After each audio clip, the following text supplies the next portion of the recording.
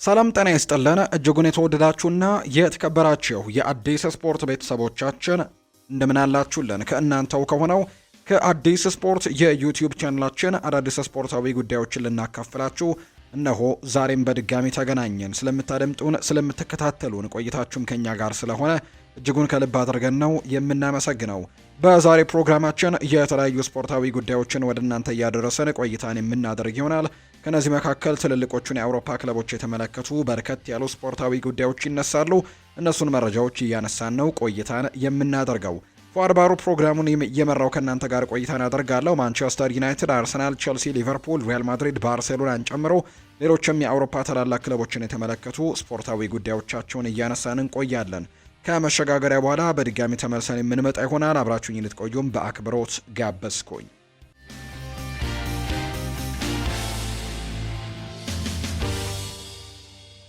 የአርሰናል መረጃዎች በማስቀደም ነው የዛሬ ፕሮግራማችንን የምንጀምረው። ፋቢያን ሆርዝሌር ይናገራል። የብራይቶን አሰልጣኝ በሚኬል አርቴታና በአርሰናል ቡድን በእውነት ተደንቅ ያለው ሊጉን ካሸነፉ እንኳን ደስ አላችሁ የምለው የመጀመሪያው ሰው ሆኗለሁ ሲል ፋቢያን ሆርዝሌር ተናግሯል። ከዚህ በፊት ከብራይተን ጋር በነበረው ጨዋታ አሰልጣኝ ፋቢያን ሆርዝሌር የአሰልጣኝ ሚኬል አርቴታን የጨዋታ መንገድ እጅግ በትልቁ ተችቶት እንደነበር እናስታውሳለን እና ያኔ በትልቁ መነጋገሪያ እንደነበር የምናስታውሰው ጉዳይ ነው። ከጥቂት ሳምንታት በፊት ነበር ከብራይተን ጋር ጨዋታቸውን ያደረጉት። አርሰናል ያንን ጨዋታ 1-0 በሆነ ጠባብ ውጤት አሸንፎ እንደነበር እናስታውሳለን።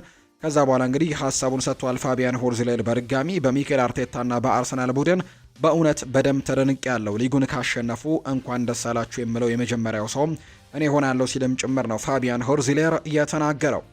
አርሰናል በዚህ ክረምት ከፍተኛ የገንዘብ ገቢ ሊያስገኝ የሚችል ሽያጭ ለማካሄድ ንግግር ላይ መሆኑን እየተገለጸ ነው።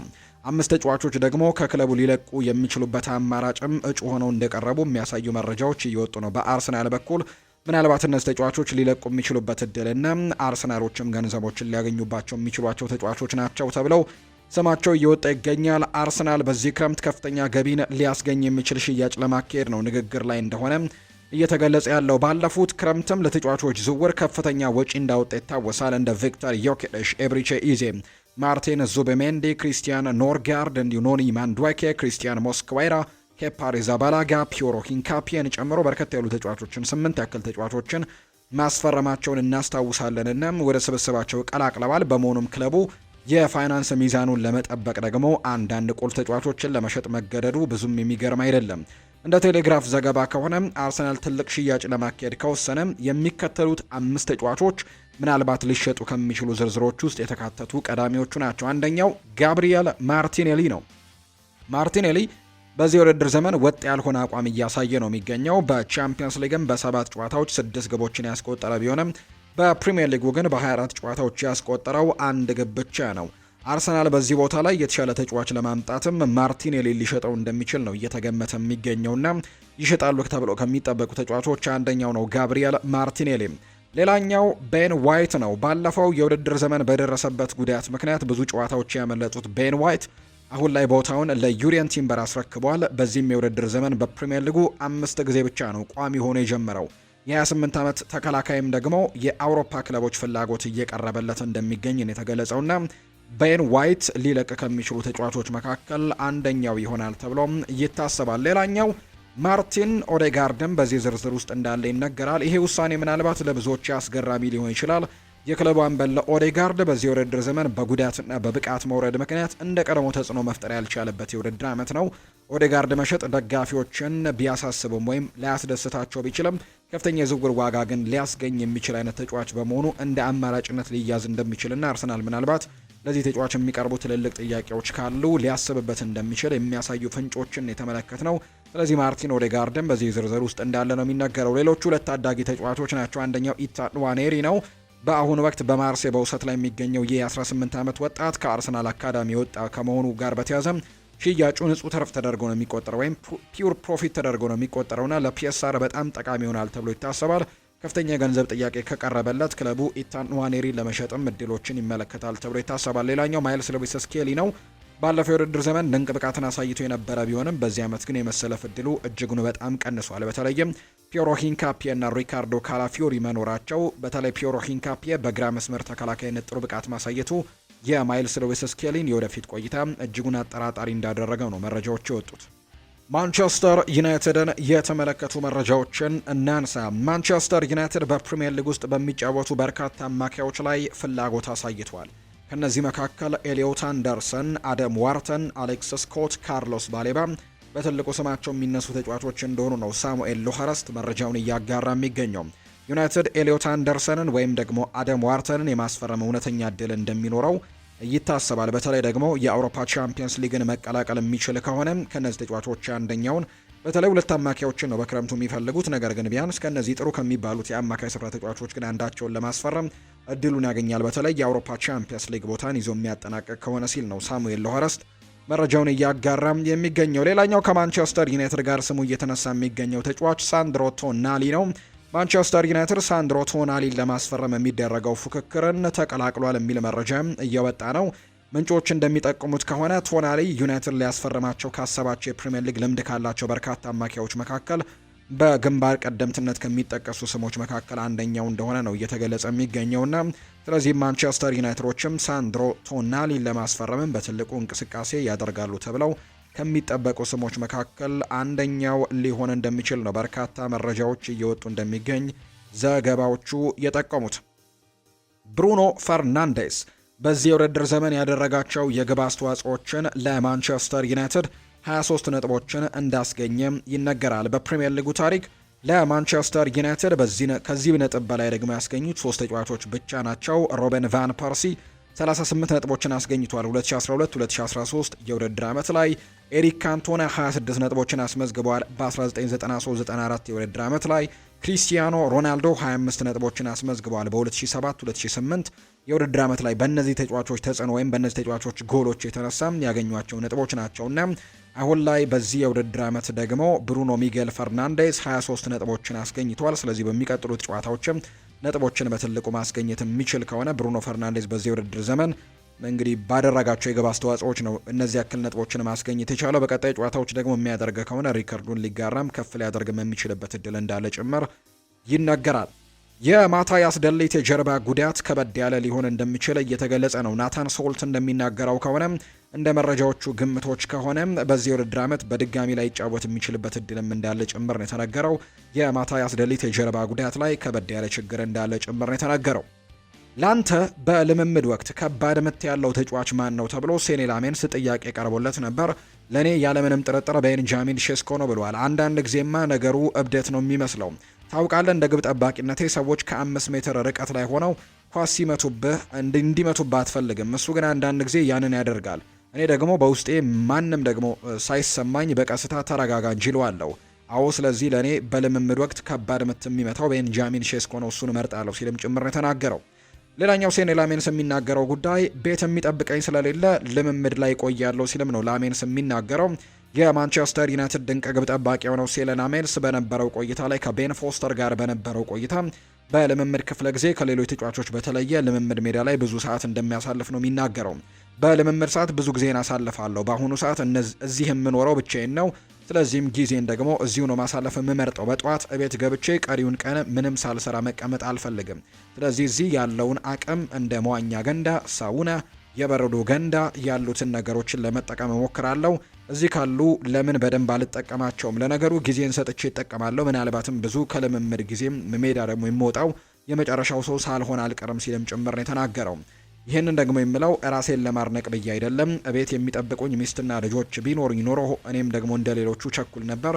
ነገር ግን ያ ነገር አሁን ላይ ስለሌለ ረጋ ብዬ ነው መውጣትን የምመርጠው። ስለዚህም በልምምድ ሜዳ ላይ ረጅም ጊዜያቶችን ማሳለፍን እመርጣለሁ ሲልም ጭምር ነው ሴኔ ላሜንስ ሀሳቡን እየሰጠም የሚገኘው። የሊቨርፑል ጉዳዮችን እንመልከት። አንዳንድ ጊዜ እድል አስፈላጊ ነው ብሏል አሰልጣኝ አርነ ስሎት። የመርሲሳይዱ ክለብ ሊቨርፑል አሰልጣኝ አርነ ስሎት ከቶትናም ጨዋታ በፊት አስተያየታቸውን ሰጥተዋል። አሰልጣኝ አርነ ስሎት በንግግራቸው ወቅትም ለሽንፈቶቻችን የምናረጋግጠው ነገር ይኖራል ሲሉ ተደምጠዋል። በቻምፒየንስ ሊግና በሊጉ ያለፉትን 2 ጨዋታዎች ተሸንፈናል። ስለዚህም የምናረጋግጠው ነገር ይኖረናል ሲልም የተናገረው። እኛ ትልቅ ክለብ ነን፣ የሚጠብቀን ደረጃ ደግሞ ከፍ ያለ ነው። እዚህ ሁልጊዜም እንደዛ ነው። ሪዮ ኤንጎሞዋ በቋሚነት መሰለፍ የሚችል ተጫዋች ነው። በቀጣይ ሳምንት በአንዱ ጨዋታ በቋሚነት ይሰለፋል ብለዋል። በአንድ ጨዋታ የእንግሊዝ ክለቦች ላይ መፍረድም ከባድ ነው። ጥሎ ማለፍ ላይ ሁሉም ቡድኖች ሁሉም ጠንካራ ናቸው፣ በትልቅ ደረጃ ላይ የሚገኛሉ። አንዳንድ ጊዜ ትንሽ እድል ያስፈልገናል።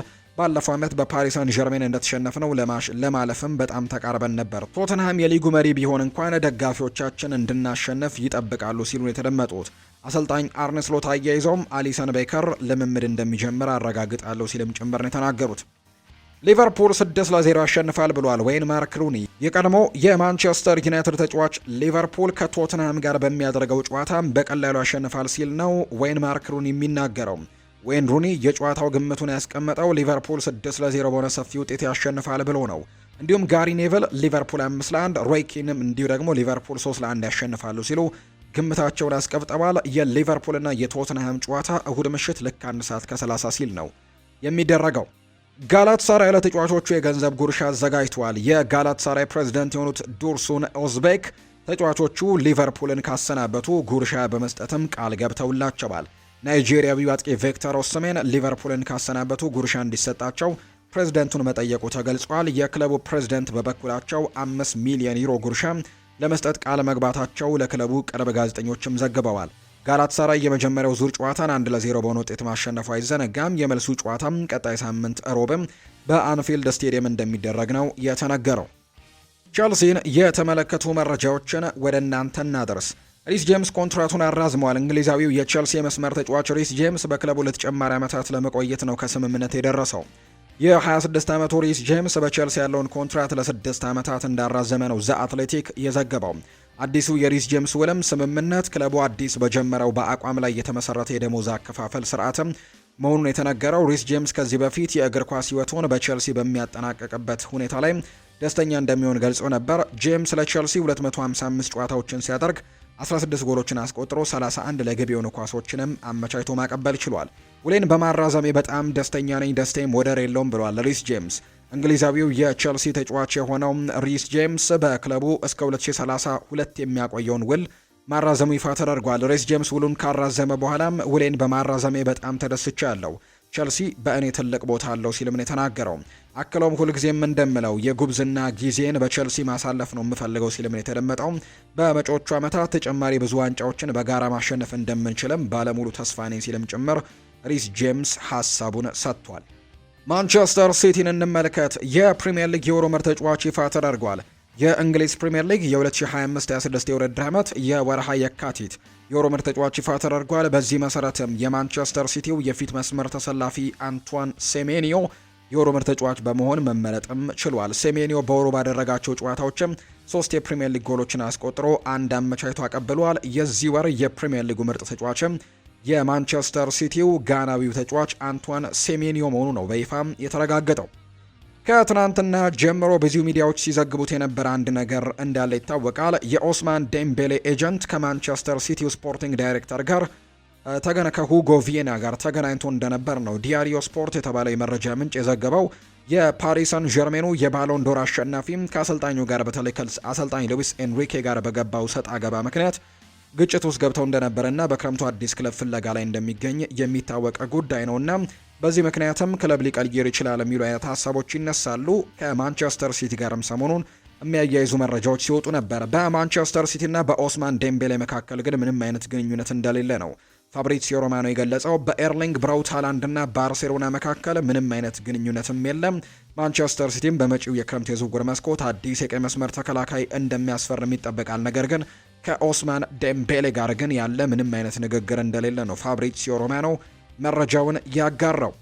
ኢንተር ማያሚ የአሜሪካው ክለብ በመጪው የክረምት የዝውውር መስኮት ፖርቱጋላዊውን አማካይ በርናርዶ ሲልቫን በነፃ ዝውውር ለማስፈረም የሚደረገውን ፉክክር መቀላቀላቸውን የተገለጸው። ከዚህ በፊት የተለያዩ ክለቦችን ሰምተናል። ከስፔን ባርሰሎናን ጨምሮ አትሌቲኮ ማድሪድም እንዲሁ በጀርመንም ፈላጊዎች ያሉት፣ በጣሊያንም የሚፈልጉት በርከት ያሉ ክለቦች ያሉ፣ የሳዑዲ ፕሮ ሊግ፣ ከዛ ውጪ የአሜሪካን ሜጀር ሊግ ሶከርም ክለቦች እንደሚፈልጉት ይታወቃል። አሁን ላይ የነ ሊዮኔል ሜሲው ክለብ ኢንተር ማያሚ በርናርዶ ሲልቫን በሚቀጥለው ክረምት ለማስፈረም ፍላጎት እንዳላቸው ተነግሯል። ተጫዋቹን በተለይ በነፃ ዝውውር ለማስፈረም ፉክክር ውስጥ መግባታቸው ነው ላ ጋዜታ ዴሎ ስፖርት የተባለው የመረጃ ምንጭም እየተናገረ እንደሚገኝ ዘገባዎች የጠቆሙት።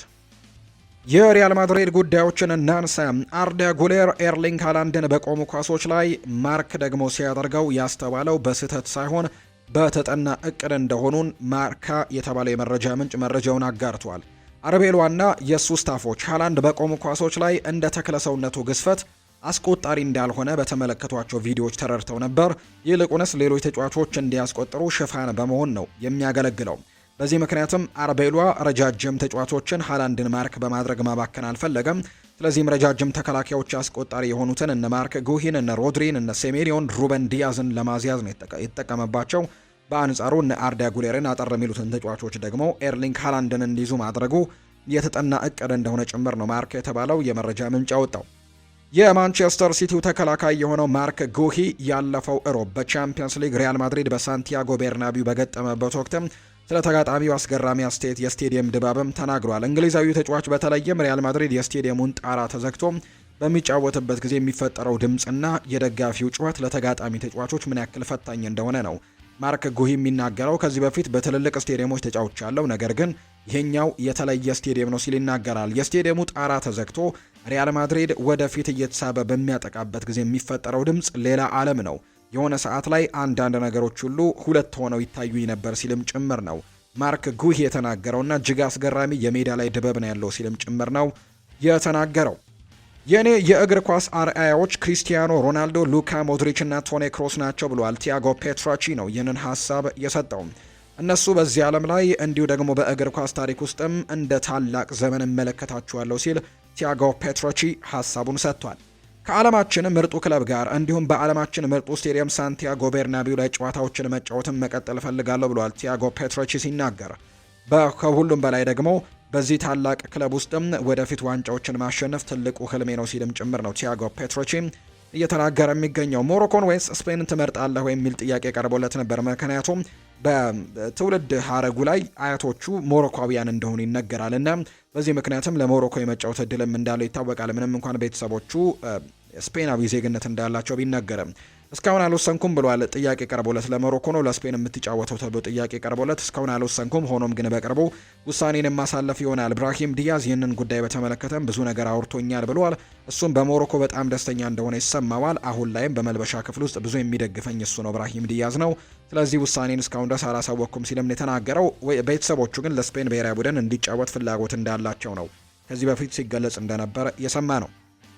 በሪያል ማድሪድ መልበሻ ክፍል ውስጥ ያሉ በርካታ ተጫዋቾች ቪኒሲዮስ ጁኒየር ፍጹም ቅጣት ምት ወይም ፔናልቲ የመምታት ኃላፊነትን መውሰድ የለበትም በሚል ተቃውሞ እያሰሙ ነው የሚል መረጃ ወጥቷል። ብራዚላዊ ኮከብ እስካሁን ባለው 16 ፔናልቲዎችን መምታት የቻለ ሲሆን ከነዚህ ውስጥ 7ቱን ነው የሳተው። ያስቆጠራቸው የጎል ብዛቶችም 9 ብቻ ናቸው። በቡድን ውስጥ ያሉ አንዳንድ ሰዎች አሁን ላይ ቪኒሲዮስ ጁኒየር ፔናልቲ በሚያገኝበት ሰዓት በተደጋጋሚ የሚጠቀምበትን ቴክኒካር መቀየር እንደማይችልና በአጠቃላይ ድሉን ሲያገኝም በራስ መተማመን እንደማይሰማው ነው የሚናገሩት። ስለዚህም ደግሞ ቪኒሲዮስ ጁኒየር ከዚህ በኋላ ፍጹም ቅጣት ምት መምታት የለበትም ብለው እንደሚያስቡ ነው ዘገባዎች እየወጡ የሚገኙት። የእንግሊዝ ክለቦች ውጤት አስደንግጦኛል ብሏል ኡናይ ኤሚሪ። የአስተን ቪላ አሰልጣኝ ኡናይ ኤሚሪ የእንግሊዝ ክለቦች በአውሮፓ መድረክ ያስመዘገቡት ውጤት አስደንጋጭ ብለውታል። በዚህ ሳምንት በአውሮፓ ጨዋታዎች ካደረጉ 9 የእንግሊዝ ክለቦች መካከል ማሸነፍ የቻለው አስተን ቪላ ብቻ ነው። በአውሮፓ መድረክ በእንግሊዝ ክለቦች ላይ የተፈጠረው ነገር የእውነት አስደንጋጭ ነው ሲሉ ኡናይ ኤምሪ ይናገራሉ። አክለው ምናልባትም ፕሪሚየር ሊጉ ምርጡ ሊግ ነው ማለት እንችላለን፣ ነገር ግን አውሮፓ መድረክ ላይ መወዳደር በጣም ከባድ ነው ብለዋል። ይህንንም በቻምፒየንስ ሊግ ላይ የእንግሊዝ ክለቦች ላይ የተፈጠረው ነገር ያረጋግጣል ሲሉ ነው አሰልጣኝ ኡናይ ኤምሪ የተናገሩት። በፈረንሳይ ሊግ ዳግም ራሱን ያገኘውን ሜሰን ግሪንውድን እንመልከት። ሜሰን ግሪንውድ የማንቸስተር ዩናይትድ አካዳሚን የተቀላቀለው ገና በ6 ዓመቱ ነበር። በ2019 ደግሞ በኦሌ ጉናር ሶልሼር አሰልጣኝነት ለማንቸስተር ዩናይትድ የመጀመሪያ ጨዋታውን ያደርጓል። በቶሎ ውጤታማነቱን ያሳየው ተስፈኛው ኮከብም በክለቡ በአንድ የውድድር ዓመትም ከ15 በላይ ግቦችን ማስቆጠር የቻለ በዕድሜ ትንሹ ተጫዋች መሆን ችሎም ነበር። ብዙዎችም የማንቸስተር ዩናይትድ ቀጣዩ ኮከብ መሆኑን እየመሰከሩ ባለበት በዚህ ሰዓትም 2022 ላይ ከጾታዊ ጥቃት ጋር በተገናኘ ክስ ተመሰረተበት። ከማንቸስተር ዩናይትድ ስብስብም ተገለለ። ለረጅም ወራትም ከጨዋታ ለመራቅ ተገደደ። ግሪንውድ በተከሰሰበት ጉዳይ ነፃ ቢሆንም ባደገበት ቤት ግን አልተፈለገም፣ ተገፍቶ ወጥቷል። እሱም ኦልድ ትራፎርድን በመሰናበት በሄታፌ የውሰት ቆይታን ካደረገ በኋላ አሁን ደግሞ ራሱን ወዳገኘበት የፈረንሳዩ ክለብ ማርሴይ አምርቷል። በኦሎምፒክ ደ ማርሴይ ሁለተኛ ዓመቱ ላይ የሚገኘው ሜሰን ግሪንውድ በሊጉ የመጀመሪያው የውድድር ዓመት 21 ግቦችን በማስቆጠር የወርቅ ጫማ ሽልማቱን ተጋርቷል። በዚህ ዓመትም አስደናቂ ጊዜን እያሳለፈ ሲሆን በፍሬንች ሊጓን ከወዲሁ 15 ግቦችን በማስቆጠርም ጅምር የኮከብ ግብ አስቆጣሪነት ፉክክሩን እየመራ እንደሚገኝ ጭምር ነው ዘገባዎች እየወጡ እንደሚገኝ መረጃዎቹ የጠቆሙት። የተወደዳችሁና የተከበራችሁ ቤተሰቦቻችን ለዛሬ ያዝንላችሁ አዳዲስ ስፖርታዊ ጉዳዮቻችን እነዚህን ይመስላሉ። ስላደመጣችሁን፣ ስለተከታተላችሁን፣ ቆይታችሁን ከኛ ጋርም ስላደረጋችሁ እጅጉን ከልብ አድርገን ነው የምናመሰግነው። ፉአድ ባህሩ የዛሬውን ፕሮግራም እየመራው ከእናንተ ጋር ቆይታን አድርጌያለሁ።